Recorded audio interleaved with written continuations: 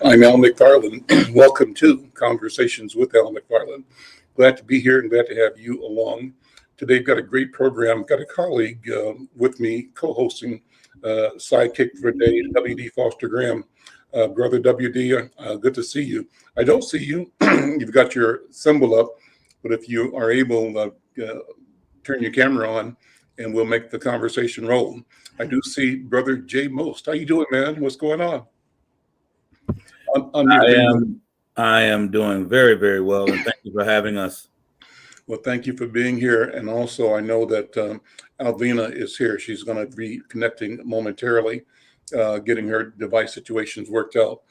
But let me start by, excuse me, saying that you and Alvina are doing some wonderful work with a project called Command Steppers is one, and also a project called Women Unite to Win.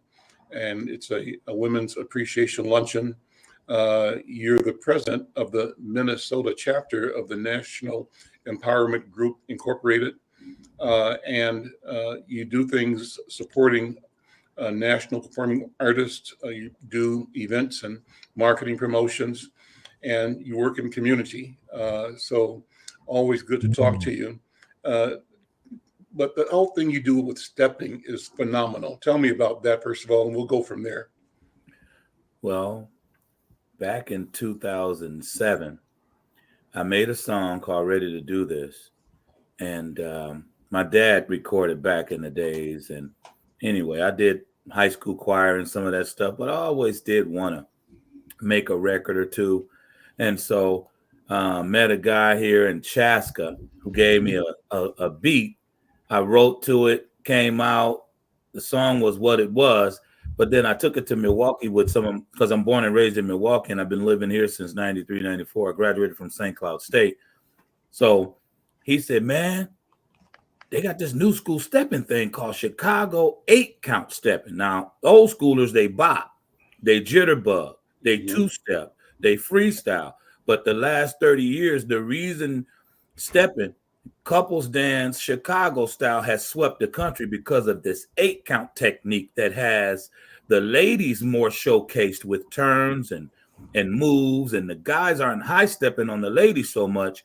And the lead follow process is very, very exact because the 8-count has these pauses where the lady can receive the signals and she knows exactly what the guy wants. So now she doesn't have to have a partner. She can dance with anybody in the country with this 8-count. And he said, they got this new school thing coming on, man. If you learn how to do this with this song, you might do okay. It don't matter how old you get with stepping.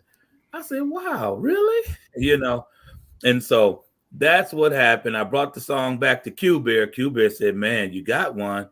And they played it on Sunny Day, and Q-Bear played it on KMOJ back in 07. And that thing just went and went and went. And ever since then, I've been making grown and sexy steppers music. And because I taught school in real life, got my degree in special ed from St. Cloud, I decided that the instruction needed a facelift here. And as I learned the dance from some of my peers in Milwaukee, I started classes here in 09, and we never looked back. And we've ended up teaching over 350 people or community participants here in the Twin Cities, St. Paul service area here. We've taught over 350, and even a few of the new classes that are out there, they've all come from Command Steppers and my process and curriculum. That's amazing. And stepping is such an art. I should have asked you earlier if you've got videos on that you could share, because I think it's just like watching steppers dance is a thing of beauty. Well, I was hoping, Mr. McFarlane, and sorry for interrupting. I was hoping that this would be a part 1 to our part 2, because of the Steppers Bash and all of the phenomenal contests we've had over the years, just to put together a show highlighting that in its own. I would love to do it. Make our community and anybody in the nation very, very, very excited. Because that's a lot that you would want to put into a 30-minute show, because we've been doing it so long. And thank you for mentioning that, because that would be great. So what's coming? Let's plan to do that, because I think I would love to do a show that, uh, show different styles, different, contests, maybe clips of different programs. But then maybe you could also help me hook up with people that have been champions, recognized as champions from around the country, Oh yeah, and that way we get their take on how they came to be stepping no and what problem. stepping means as a cultural phenomenon. Some of them are actually coming. Some of the real champions are competing in our contest because this is our first year Mhm. doing an advanced category Chicago style steppers contest and $5,000. So shout out to E-Flow Entertainment and Stop In Gas Station, African American Black business owner who owns a gas station right there on the border of Fridley and Columbia Heights on 54th and University. But he's sponsoring the first place prize of 3,500, and that's a big pot. Yeah, So that's huge. they're coming up here for that money, man, and so some of those champions will be glad because they've won first place in Chicago and all over the country. They'll be glad to get on the show. Your partner in this is Alvina Richberg. She's been involved with Command Steppers as a participant for the past 10 years and as a co-lead instructor, teaching couples dancing and 8-count stepping and line dance for the past 7 years. She's been an outstanding and committed role model and leader for women in the organization by demonstrating loyalty and high integrity while promoting a positive and welcoming atmosphere for all of the members. She performs administrative tasks for the organization and assumes larger responsibilities of coordinating and organizing the group's social gatherings and out-of-town trips, etc. So she is trying to get connected with us in a second here. We'll try to get her online here. What is the event coming up? You got some major events on the calendar. Tell me what's going to be happening. Well, first of all, I just want to say real quick before she gets on, Alvina is wonderful. And I can't express how much of an asset and how much of a community benefit and asset she's been to Command Steppers, J-Most Music, National Empowerment Group. She's great. And but the event is our 14th annual.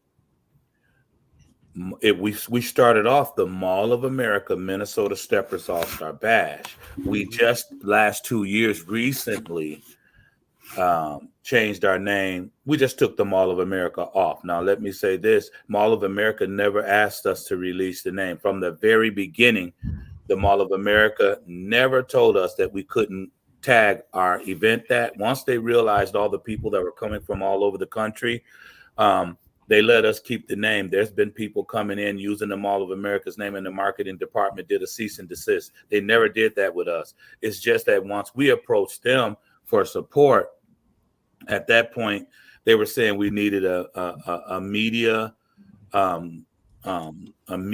connection or a media partner. Mm-hmm. And before this time, we hadn't known you at this point. And so they didn't really want us to, because see, here's what we want is to take all of this talent, and they got all of those exhibitions in the tundra, and our people, our dance needs to exhibit in that tundra for the entire state and the entire world to see. And so we just started going with the Minnesota Steppers. We wanted to give Minnesota a little bit more of a profile nationally. So we're the Minnesota Steppers All-Star Bash. It's the 14th year, and we've always been a spectator event. We are a contest event, and we're known for our ethical contests that we have. There's Alvina. There she was for a second. Get the sound working. But go ahead. Keep talking. Where our judges sit around the perimeter of the floor, and they score right there, just boom, right there in everyone's face after each category. We ask them to put up their scores. And people really like that because now the judges, even if they have a feeling to sway their score, they can't do it too bad. They just can't because everybody's watching it at the same time. It's like, hey, there's no way that that's a 6. You know that that's an 8. There's no way that that's a 10. You know that's a 6, So with that, and then most recently, because see, the the other tagline to this is what made it great, Mr.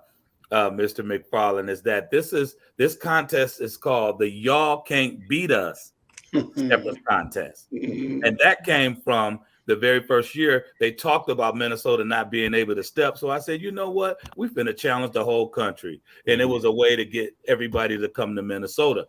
So I always had couples from Minnesota challenge couples from all over the country. And so just the last 4 years, And how did Minnesotans do in that they did very, challenge? very well. Okay. They've won a lot. It's just that we tapped out on the couples. After they compete 2-3 years, they don't want to keep doing it. Right. And we don't have that much talent. So I had to open it up to all dance forms. So instead of just the Chicago style, we did couples dance contest. And now we got ballroom competing, KC two-step, swing, Philly bop. We have all of those different techniques competing, and that's what makes it great. Now our room is filled with all kinds of dance forms. Super, super, super fun, man. That's amazing. Yeah. Let's do this. Let's do another show where we capture some of your video from past events, or if there's videos from other festivals or contests around the country, that'd be great. And I'd love to interview steppers about their experience as steppers. Now, so I'm presuming, J. Most, that you must be a stepper, or you got to be the grand stepper, right? I know Alvina is an athlete and apparently a stepper as well, right? Alvina, how you doing? Yes, I have been stepping since 2012, and I learned probably 98% of what I know. I learned from Jay Most. He's an awesome instructor, teacher, coach. He's just a really great person to learn this dance from. If anybody out there is wanting to learn, please come to Command Steppers classes. And I started teaching maybe about 7 years ago, I think. So it's been a fun ride. What do you love about it? What do you love about stepping? Maybe the question's about dance. I know you as an ice skater, right? Well, no, I don't. My No? niece, That's your niece. Okay, yes, okay, brown okay. body. I guess with the stepping, I think this is a great social outlet. It's a way to just forget about your problems and socialize with other people that are also interested in, and then listening to your favorite music. I mean, it doesn't get any better than that. And then also the exercise component, just releasing stress and increasing the flow of endorphins. It just raises your whole mood and it makes you feel good, for that 2 hour class once a week or twice a week, however often you come. So I have to say that's. Yeah, go ahead. Well, J-Mos, what is the music? What is the dance? What does the stepping mean to you personally as a participant? When you are stepping, what are you feeling? What are you experiencing when everything is lining up just exactly the right way? I'm a music person. It's in my blood. It's in everything I do. I can't not or stop thinking about music. So I've always admired watching couples dancers, and I don't care if it's polka, I don't care what it is, salsa. I love it. The synchronization and the showmanship or the show personship of it all. And I never thought I would learn how to do it.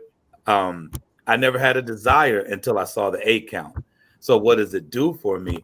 It really, I used to be a hooper, man. I played basketball, and this literally took my mind off of missing basketball because of my temporary hips that I have, artificial hips. I'm sorry. I got new hips. I can't play ball anymore. And man, when I started doing this, just the soul of it all, just the connection of dancing with another person, and to be able to be the lead. The guy is the lead and she's the follow. To have this choreography and to have enough moves and enough understanding of the process in your mind to where it's instinctual and it's impulse, and you can just make your choreography design itself to the music that you're listening to.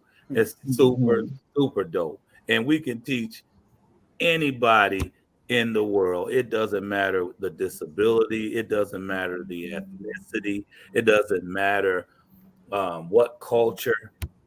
We've seen it all and have had it all. And my background is in special ed anyway, and I'm from the hood, so I learned suburban and urban. So we can teach anyone this thing. So I don't want anybody to say, "Oh, I got 2 left feet" and all of those little one-liners. Mhm. Anybody can learn it.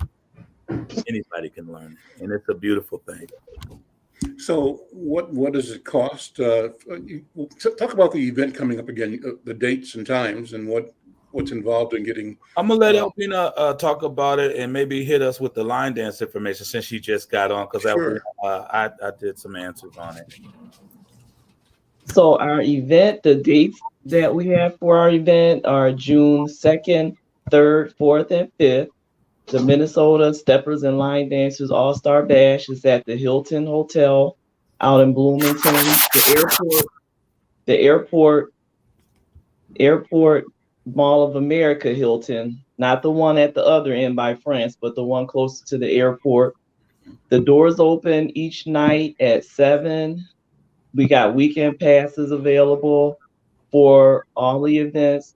For the Steppers Bash, those are the nightly events: Thursday night, Friday night, Saturday night, and then Sunday morning / afternoon we have a farewell brunch from 10 until about 2, and that's when the adults can pretend that they're kids. We play musical chairs for money, and it's just crazy. You should see how these grown folks are just sliding across the floor to get a little bit of money with our musical chairs.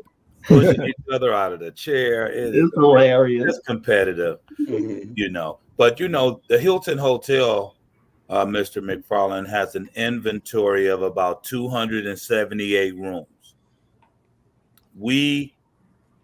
Our room block has half of that inventory. By the time our event starts, we've taken up 2/3 of that inventory. So that many people are going to come.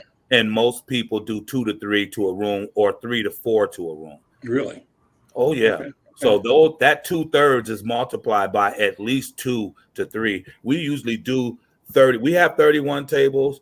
When I first started, we averaged 500 people, and then when the groups kind of split up and everybody opens their own business, it kind of goes down. We're back up to about 350 last year.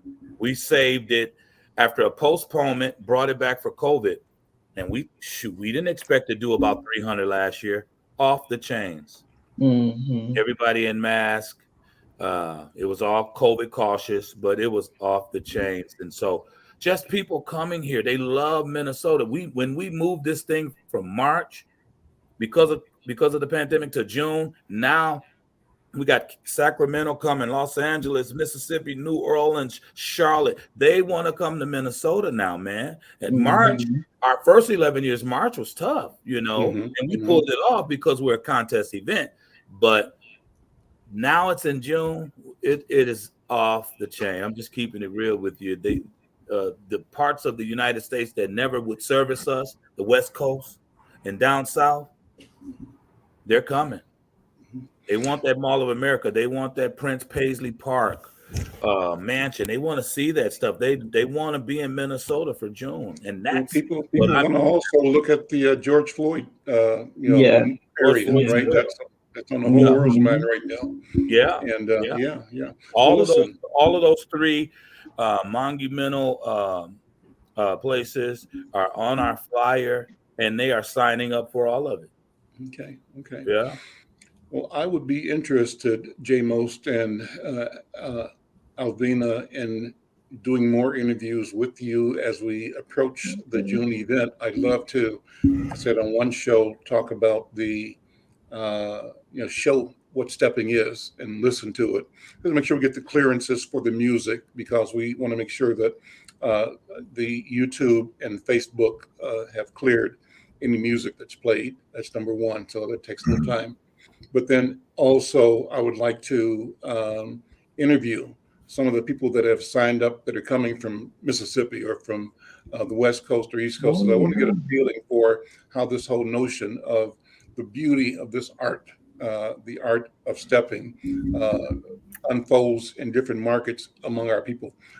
Go ahead, Alvina. You were going to say something. Oh, I was just gonna say we always could use J Mo's music. We don't have to worry about getting permission to dance and step to his music on your That show. that would be awesome. We can use that. He's Yeah. got some really nice stepping music. So Okay. Cool. And Let's do and when it. we do it, remember we have couples dance contest, which is those other dance floors I explained. We also have the group line dancing, which is to the left, to the left, to the right, to the right. So that's a whole nother dance culture, man. That's crazy. It's more of them than it is stepping. So you got to tie all of that in. And then just Chicago itself feels like they are just the top of the world of stepping. So when you talk Chicago style, they have their own deal. When you go to when you go to Philadelphia or New Jersey or New York, they hand dance. So they feel like they have the deal. So when you go to Kansas City, they What is hand dancing? What does that mean? it's a Hold different hands. kind of couples dance where they actually do more dancing and it's just the more independent dancing when you detach from the lady. Okay. Where Chicago stays attached, but it's a lot of footwork. It's a lot of what James Brown does. Okay, and the 8 count brought in all these upper level turns that salsa does. Now us as a culture, as a Black community, now we actually are able to do these highly complex moves in our stepping, and that's why the 8 count swept the country. So, and then of course we can't forget our women's luncheon where that's a Minnesota local event, and that's a show of its own as well. Listen, I want to thank you guys for what you're doing, and thank you for being here to talk about it on this show. I'm going to keep this conversation going down the road. W.D. Foster, you're hanging out with me. Thanks for making this show happen. Any questions or comments you have of our guests? Well, it definitely was a pleasure to hear you talk about stepping because I attended last year's Women United to Win Luncheon. And when I saw the steppers come in, I was like, wow, this I need to see more of. But if you have maybe a couple minutes, could you touch on the Women United to Win Luncheon? Since we believe in, giving people their flowers while they're here. Go ahead, Alvina, start off. yes, so this is our 14th annual Women's Appreciation Luncheon. It's under our tag Women Unite to Win. I do have on the t-shirt today, so you can see that. We have 10 phenomenal women that we're going to be honoring this year. If I have time, can I just name them off for you? Sure. Okay. This is our civil unrest edition, and so we're super glad, Mr. McFarlane, that you are a part of this. I just had the biggest smile when she said that you wanted to do media partner with us because this year here is very special. I saw the women put in real work these last couple of years, and I'm super proud of our community, our women's community. And this is a women serving agency. This is when me and Dr. Wendy put this agency together. I wanted to make sure from my grandmother, I wanted to make sure Minnesota women got their props, not for being CEOs of agencies. I wanted regular, organic, grassroots women to get their flowers. And that's what we've been doing for 14 years with this organization and this luncheon. So our honorees this year, we have Nikema Levy Armstrong, Executive Director, Wayfinder Foundation, activist, civil rights attorney. Let's just name the names. Okay. Valerie Castile, Demonica Fly, Dorothy Barnes Griswold, Angela Harrelson, Dr. Ella Gates Mahmood, Maria Perry, Kelly Robinson, Leslie E. Redmond, Eliza Wesley, and we have a regional honoree from Des Moines, Iowa. Her name is Joanne Hughes. That's great. Wonderful. Those are all towering leader, warrior women in our community. So absolutely deserve any roses and credit and appreciation that we can bestow upon them. I want to thank you again, both for being here, and what our commitment is to keep talking about this all the way through, help you build sales and build awareness and build engagement this is a good idea. We have to, Alvina, celebrate ourselves, celebrate each other, Absolutely. be in charge of our own narrative, create a record of who we are, where we've come from, and be responsible for knowing that our decisions and our relationships are the mechanism through which we write the future. We're here to build a future in which we win. And I think this is one of the cultural iconic venues for achieving that goal. Thank you both, and we'll see you both. Thank you. Yeah, we'll keep this going. Thank you. WD, thank you for putting this together for me as well. My pleasure, Thank Al. you so much. We appreciate it. We're going to move the conversation to our next guest, and it's kind of really appropriate, consistent, because she's also focused on elevating the status of women and also fixing the culture at large. My guest is Tawanna Black, and Tawanna Black is the leader at the Center for Economic Inclusion, an organization that recently announced it was recipient of a $5 million investment or grant from JP Morgan Chase, their accelerator fund for Black and Latina women-owned businesses. You've got a lot going on, Tawanna. Good to see you again. How are you? I'm good. Thank you so much for having me on today, Mr. McFarlane. It's great to see you. Please call me Al, and thank you for being on. Thank you for all that you're doing. Here's what I want to get in the next half an hour for this program, Tawanna. We'll just throw it out and we can take it piece by piece. And this is all unscripted, so we kind of flow with the spirit, and whatever evolves as an item of interest or passion will flow with that. That's fine. So you can change the direction of the conversation when you want to, and so can I. But I want to introduce to our viewers and listeners, both here and around the country. We're streaming at Black Press USA on their Facebook page, as well as the Inside News Facebook page. Introduce the center. Tell about, what is the center? What do you do? Why it matters, and how people can engage and support and benefit from the work that you do at the center. And you've got some specific projects that you want to highlight. They include Project Vanguard. So let's spend some time focusing on what that is, the vision, the mission, the opportunity. And you do what's called indicators research. I want to explain that. What does it mean to do research? That's really important because as a community, research has generally been used against us. We've been studied, but never the benefit or beneficiary of the studying. And so we, I think with people of your generation in particular, who have trained in the art of business and governance, are able to use the tools of research and of marketing and of metrics in ways that advance our story, our interest, and our possibilities. So indicators research, what is it, and why it matters. And then you've got some events coming up. You're going to be doing a tour to Alabama, I think, in the summer. There's an event called the Powering Inclusion Summit.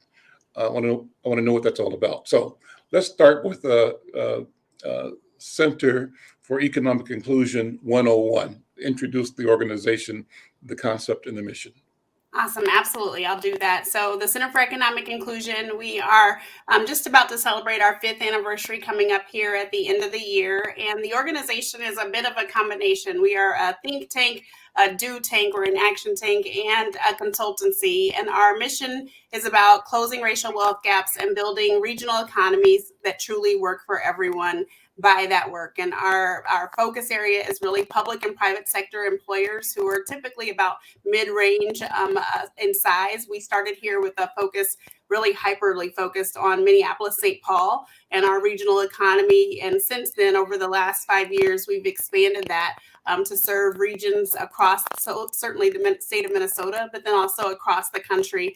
And we really focus on both those government agencies, city and county governments, as well as state government agencies, but then also companies that could be larger corporations, but also those mid-sized businesses who really have an opportunity to impact our economy, but who, for one reason or another, have still had racism deeply embedded in their talent practices, their workplaces, their workplace culture, their procurement policies and practices, their philanthropy, their the way that they serve their marketplaces, their products and services. And we come inside and really help them start to think differently about the way that they work inside communities, about their workplace culture, about their relationships inside communities and with one another inside their organizations, about power and how power is held, who has access to power, what knowledge is shared, how that knowledge is exchanged, how resources flow in order to drive systems change,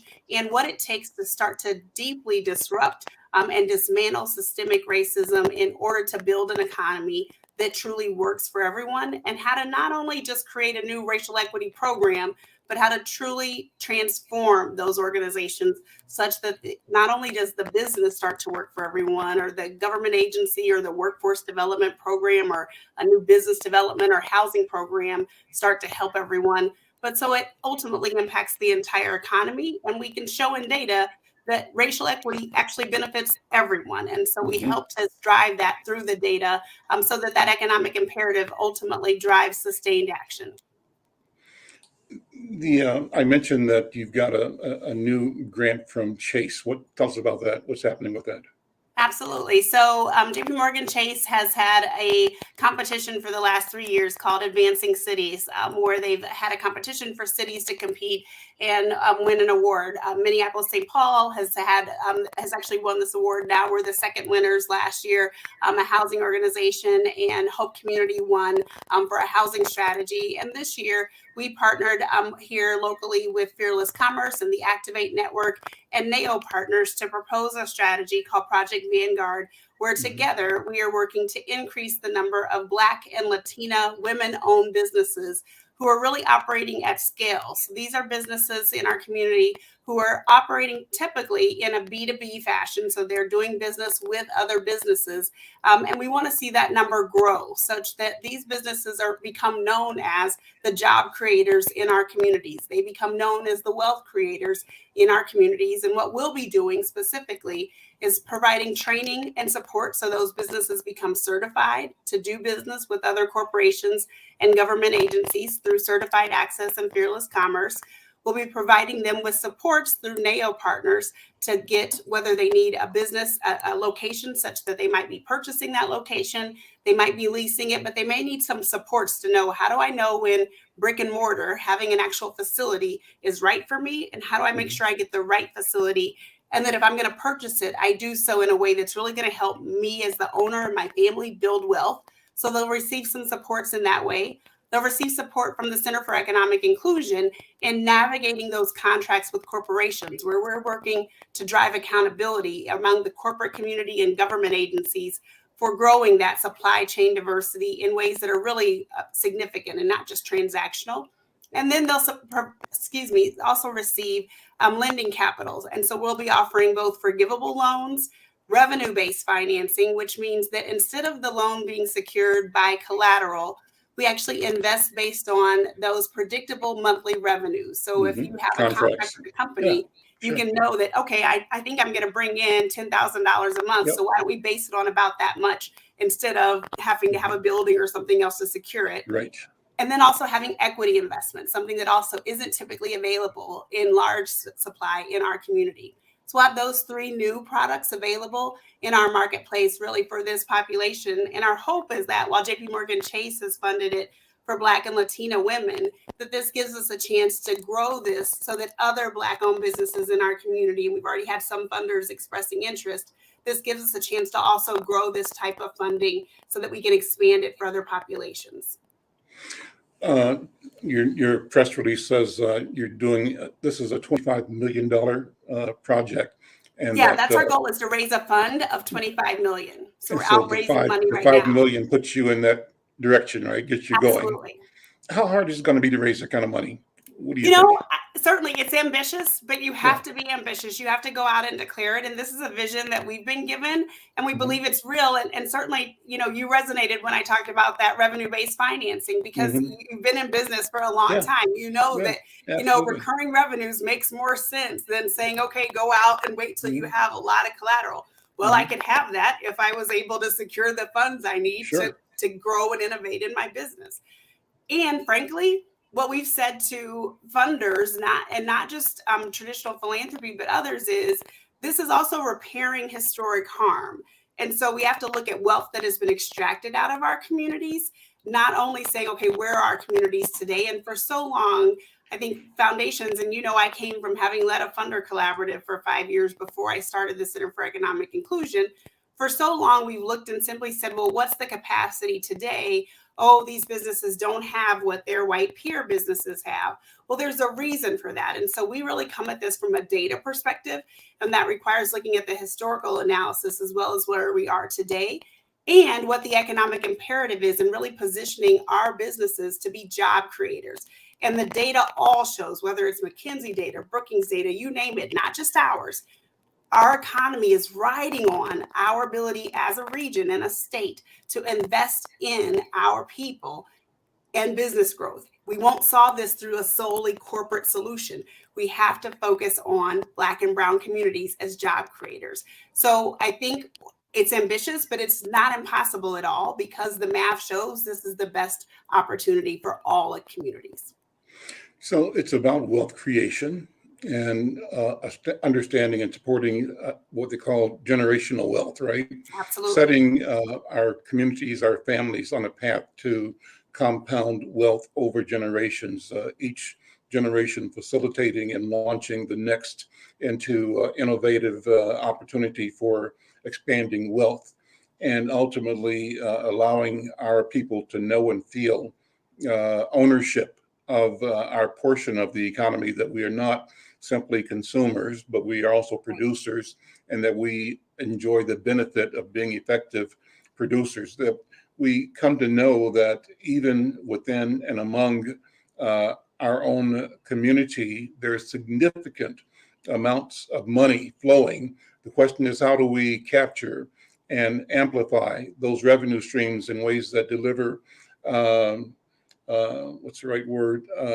exponential benefit to us in the community, rather than having all of that commercial activity operate to the benefit of other people and not us.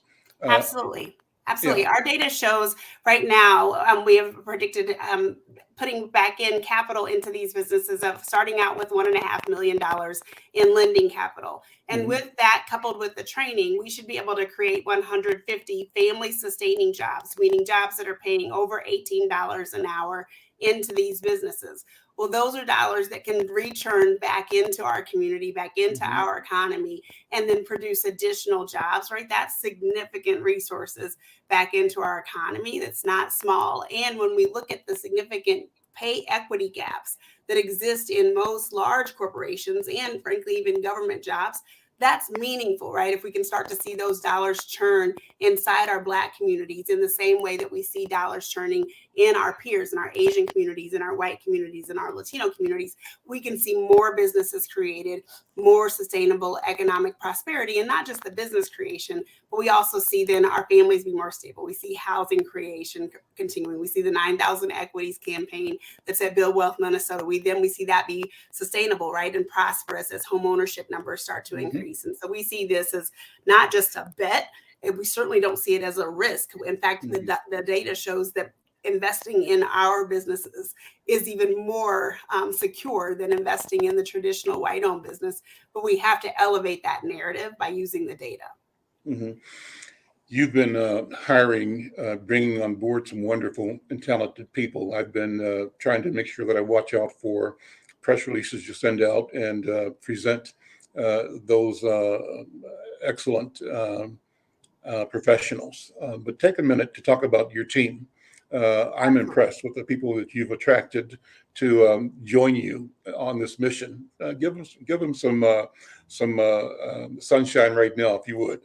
Absolutely. I appreciate that. I've heard this sentiment quite a bit over the last few months, actually.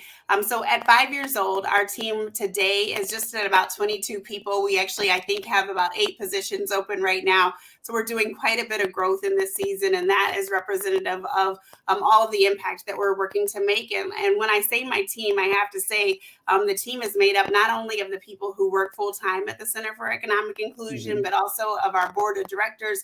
And it's made up of the people who support and invest in the center and who help us tell our story. So I started 5 years ago and told people who said they believed in the center that it would take a lot of people all over the region and the country putting their fingerprints on the mission and vision of the Center for Economic Inclusion. And I go to bed every night and thank God for every one of the people who've done that, including you. So a big thank you to a lot of people who've done that. And I have to say a big thank you to the team being my family, first and foremost, who are a part of that team. My husband does all kinds of strategy work and spreadsheets for us for free. So they're chief among the team. I start with them, but I would start with folks who've been with us the longest.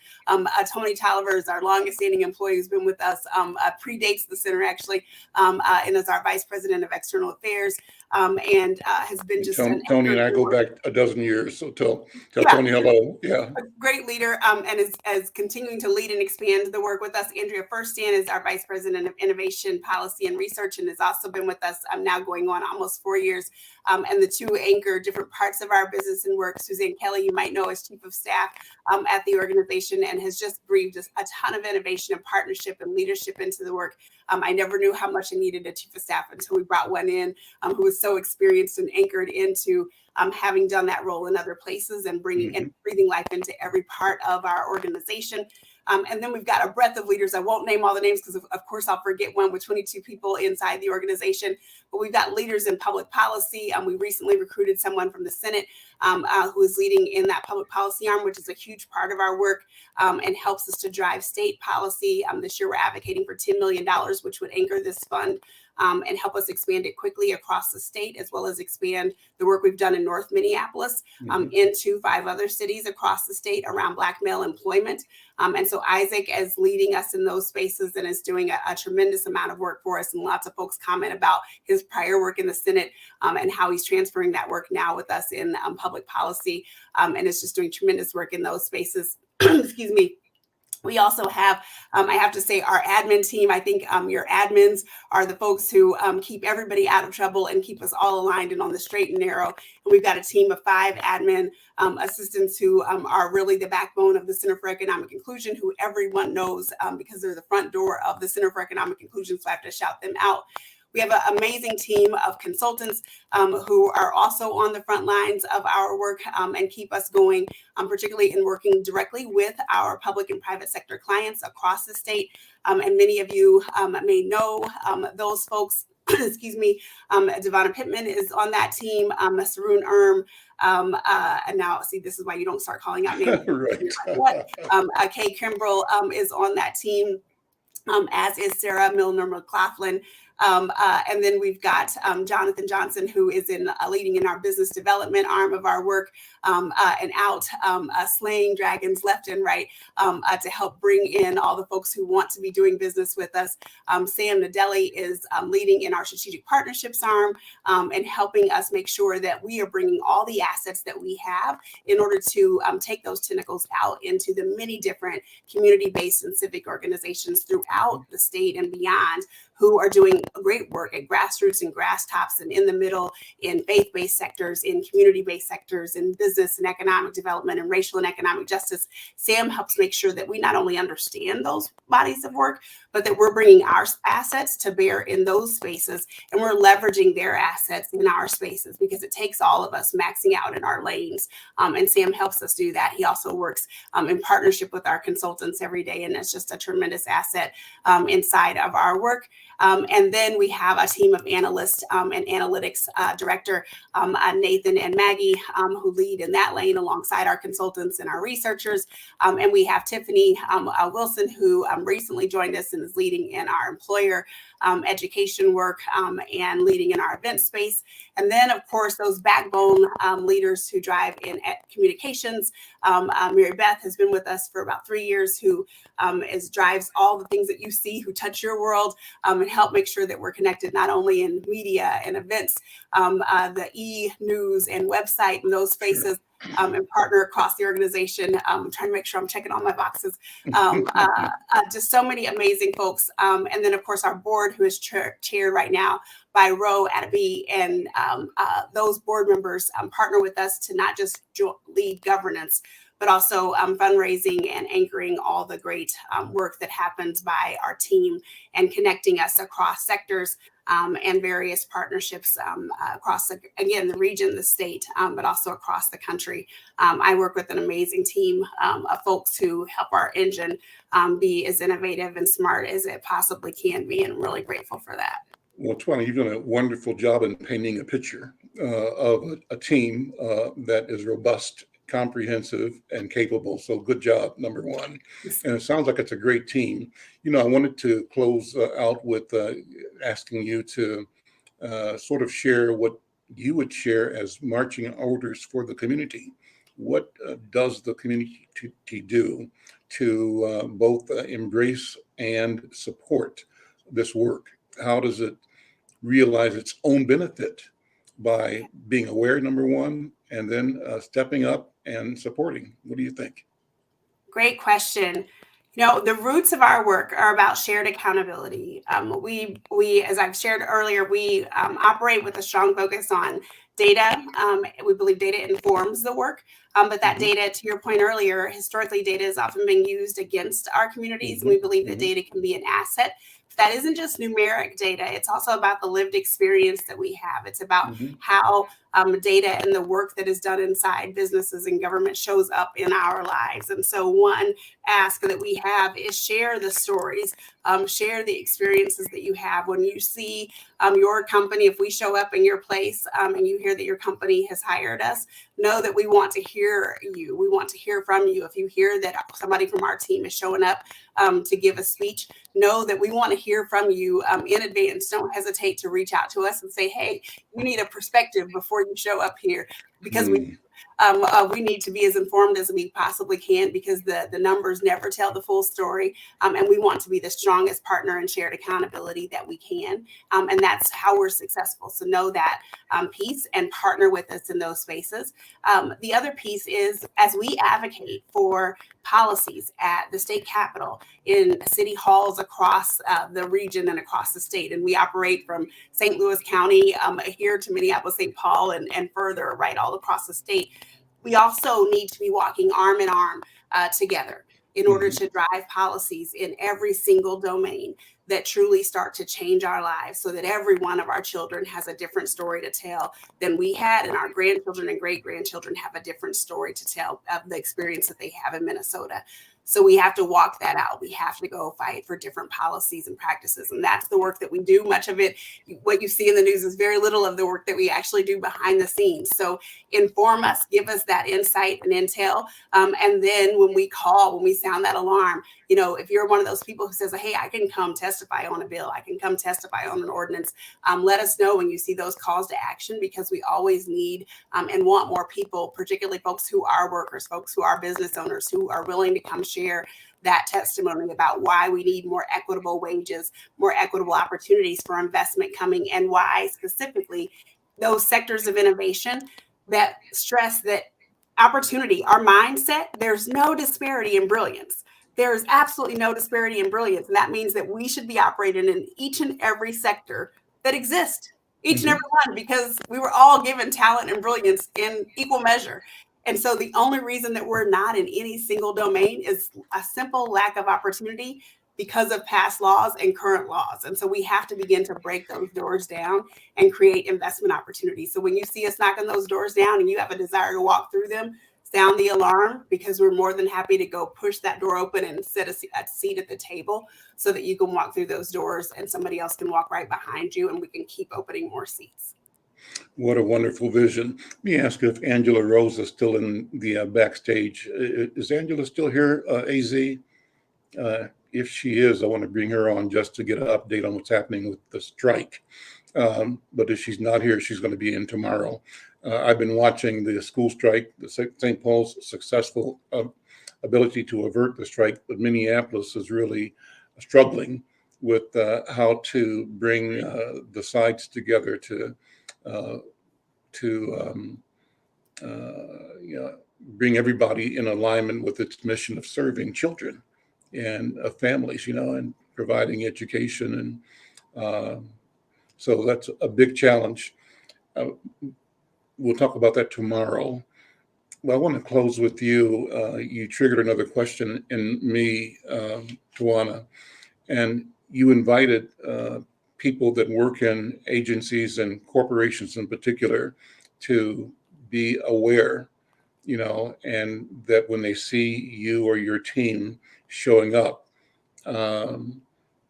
making sure that you've got the best information possible so that you can be as responsive to the opportunity and to the needs as you can possibly be. What I've seen, and I think you may see it too, is a rich desire of our people who are in corporations now to get back into the neighborhood, back in the community. I think people are focused on, even though I live in Plymouth or Woodbury or Roseville or, Eden Prairie, I have a connection with the people in North Minneapolis or in 38th, Street in South Minneapolis or in Rondo and St. Paul, because my history, my family, cultural experience mirrors that. If I'm here from here or not from here, I understand the dynamics of our communities and the challenges that these communities both reflect and still fight to overcome. And I see that our community, that our professionals are more willing than ever. And what's happening, I think what you're doing is creating opportunities for people to bring their A game, to focus on community, cultural challenges, problems, but you're seeing them not as problems or barriers, but simply as opportunities. And that's what business is about, is solving problems. What do you think about that? Yeah, I agree completely. And I bring a lens to this work from my prior work I did in Omaha. We lived there for 9 years. And one of the roles that I had held was helping Mutual of Omaha and the University of Nebraska Medical Center and Kiewit and other companies revitalize historic Omaha by developing and then implementing a master plan. And that work was not about racial equity, but it was about economic vibrance and vitality, because Mutual of Omaha and the Med Center said, wait a minute, we haven't paid attention to the communities around us. We've just been focused on our business. And while we were asleep, the community changed and it's starting to deteriorate. And now we're trying to attract the very best talent. The Med Center needed the very best scientists and researchers, as they had built 3 tall campuses. And as they attracted people from across the globe, literally, folks were saying, I want to live near my job. I don't want a car. I don't want to commute in from the suburbs. And oh, by the way, this neighborhood is not good, but I refuse to live miles away and drive in. So what are you going to do? Well, they had to suddenly care about a neighborhood they hadn't cared about before, right? So it suddenly, we were investing hundreds of millions of dollars, but it couldn't just be about the money. We couldn't gentrify it. We had to go build the relationships inside that neighborhood. It had to be all in. We had to work with 11 neighborhood associations in order to say, you can't just come on top of them. You've got to partner with and go deep. And you can't do it like that because you haven't had those relationships. This is the same work. We were successful there. And I bring that lens to this work to say to companies, it's a both and. There's a win-win situation here, but you have to get ahead of it. And your best ideas can come from the folks inside your organizations, if you have them, who have had to check that identity at the door for a long time. And now you have an opportunity to say, hey, bring that here. Help us learn the things that we thought weren't important, but actually are going to be the most important thing in the world for us to compete in this new economy that we just didn't know about in the past. And now, if we really want to compete in the future, we have to say it's all one thing. It's not our philanthropy strategy. It's our business strategy. And we can really win the day by learning that right now. Tawanna, such a wonderful conversation. Thank you so much for hanging out with me for half an hour here and for the work that you do. Let's keep this door open. Obviously, we want to be supportive and help illuminate the challenges, the opportunities, and the successes of the Center for Economic Inclusion. Any last words? A big thank you to you. I invite everybody to visit our website at centerforeconomicinclusion.org or our Facebook or Twitter pages. And please save the date for our upcoming summit on June 21st. We look forward to being back face-to-face with everyone and appreciate all the support the community has given to us. Thank you. Okay, well, that's it for today. I'm Al McFarlane. We'll see you next time.